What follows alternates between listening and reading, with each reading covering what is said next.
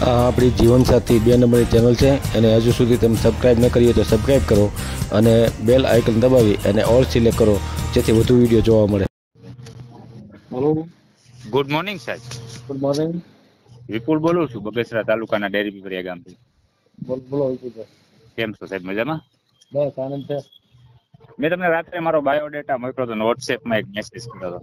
હા. એટલા માટે મેં કોલ કર્યો. મેં આ ગ્રુપમાં છું, જીવનસાથી 1 જીવનસાથી 2 માં. શું નામ આખું આપનું?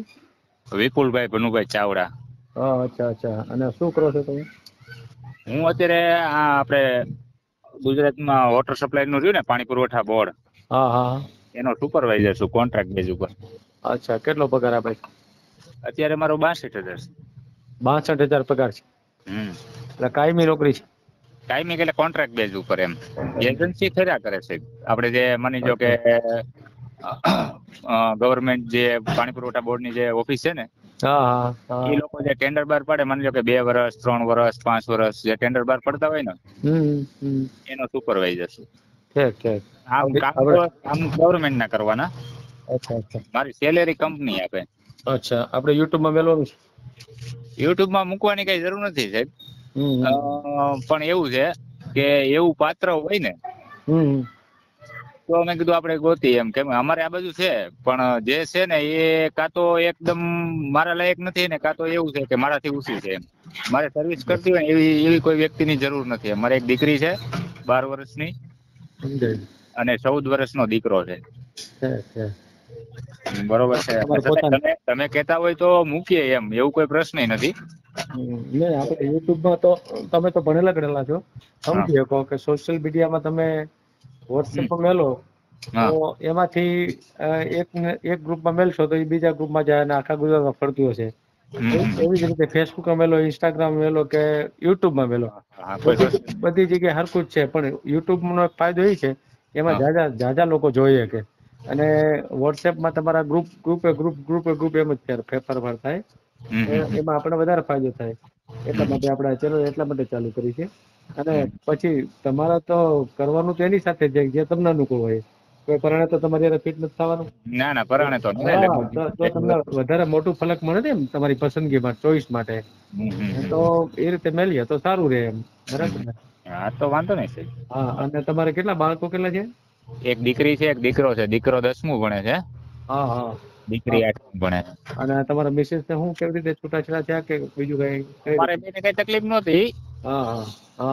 જે બીજા વ્યક્તિઓ હતા ને, એના બસ એમ કે એના જે વડીલો હતા મારા સાસરિયા પક્ષના, એ લોકોને શું છે કે કોઈ જે આપણે હર કોઈ ઘરમાં હોય ઝીણી તકલીફ તો રહેતી જ હોય. હા, તો દરેક જગ્યાએ ભેગા રહેતા ત્યાં થોડું ઘણું આવતું હોય. એટલે દેશી ભાષામાં આપણે કહીએ ને કે તકલીફોમાં ક્યારેય એ લોકો એના વડીલો ક્યારેય મૂળિયા ન તપાઈ શકે કે ભાઈ આ તકલીફ હું થાય છે. અચ્છા, એ લોકો અમારી સામે આવતા જ નહીં. બરાબર. એ બીજા વ્યક્તિઓને મોકલે કે આ છે કે તે છે, ફલાણું ન્યા જાવ.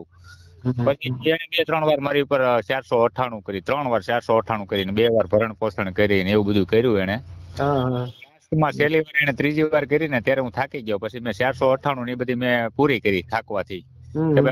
કરી નાખો. પછી એમાં બધી જગ્યાએ જે કે આપણે છે સત્ય છે એની જીત થઈ ગઈ. બરોબર છે. સમજાય. પછી લાસ્ટમાં મેં ભરણ પોષણ માટે યસ કહી દીધું કે ના ભાઈ, ભરણ પોષણ હું આપવા તૈયાર છું. તકલીફથી દૂર રહેવા માંગુ છું.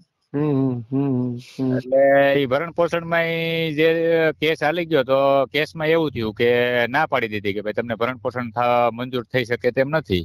બરાબર. એની આવવાની તૈયારી ન હોય તો નો ભરણ પોષણ મળે ને. હા, એટલે એને એમ કીધું મારે જવું નથી ને. એમાં પછી અત્યારે મારે એની કોઈ જુદા પડી ગયા એટલે મારે કોઈને કાપવાની નથી થતી. હા, એ તો બરાબર. તો વાત સાચી છે. આપણે કામ ખોટું સત્ય ટૂંકમાં જે હતું ને એ ઉભું રહી ગયું. બરાબર. એ લોકોએ પાછી બીજો વળતો ગાય એવો કર્યો કે દીકરી અને દીકરાને મેળવવા માટે 97 મુજબ સરસોરન કરી હતી મારી ઉપર. સમજાય. તો એમાં મારી એક જ તારીખ પડી હતી. એમાં મારે ભેસાણ કોર્ટમાં ખાલી એવું જ કહેવામાં આવ્યું હતું કે ભાઈ 97 મુજબ તમે તો સાહેબ મેજિસ્ટ્રેટ છો એટલે તમને ખ્યાલ જ છે કે બિનકાયદેસર કબજો જમાવેલો હોય તો મારે દીકરો હતો એ મારે બિનકાયદેસર ના કહી શકાય. હા, એ તો કાયદેસર તમારું સંતાન. ડિસિઝન બાળકો ઉપર મૂકવામાં આવ્યું. ત્યાં જે મેજિસ્ટ્રેટ સાહેબ હતા ને એને એવું કીધું કે ભાઈ બાળકો કે એવું થાય, એટલે બાળકોએ બે કીધું અમારે અમારા પપ્પા ભેગું રહેવું છે. વાહ, સરસ સરસ. હા, કેમ કે સામે એ લોકોનો દારૂનો વ્યવસાય હતો. બરાબર. ખુલ્લું જ હતું. એટલે ત્યાંના જે તાલુકા ભેસાણ તાલુકાનું ગામ હતું અને ભેસાણમાં એના કેસ એવા હાલતા હતા. બરાબર. અને ત્યાં સોંપી દીધા દીકરા દીકરી બેયને. અને જ્યાં સુધી દીકરી 18 વર્ષની દીકરો 21 વર્ષનો ન થાય ત્યાં સુધીની જવાબદારી મારી રહે એવું લેખિત કરી અને એ ફાઇલ સોંપી મને તરત એને ત્યાં આપી દીધા. ત્યાર પછી ડાયરેક્ટ છૂટાછેડા થયા. એટલે એ તો ટૂંકમાં જૂનું બધું પતી ગયું છે ત્યારે. હા, જૂનું પતી ગયું અને 4 વર્ષ થઈ ગયા સાહેબ. તો એ કઈ પ્રશ્ન જ નથી ને કઈ તમારે? નહીં, એ કઈ પ્રશ્ન જ નથી, કોઈ જાતનું કઈ નહીં. એ લોકો એ વ્યક્તિ હતી એને ત્યાં એને બીજી જગ્યાએ થઈ ગયું છે. અચ્છા, સમજાય ગયું. ઠીક, એટલે એ તો પ્રશ્ન સોલ્વ થઈ ગયો આખો. બરાબર.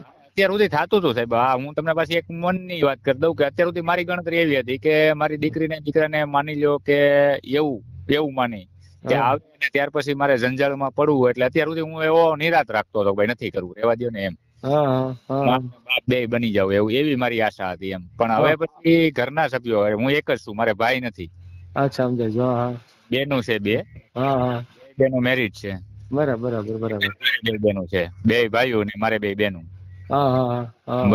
અને મારથી સૌથી નાના બનેવી છે એ અમરેલી એરપોર્ટમાં સર્વિસ કરે છે.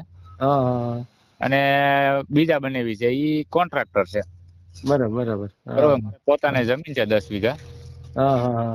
એમાં વાડી કુવો છે, ત્યાં મકાન છે, બધું એમ સારું છે સાહેબ.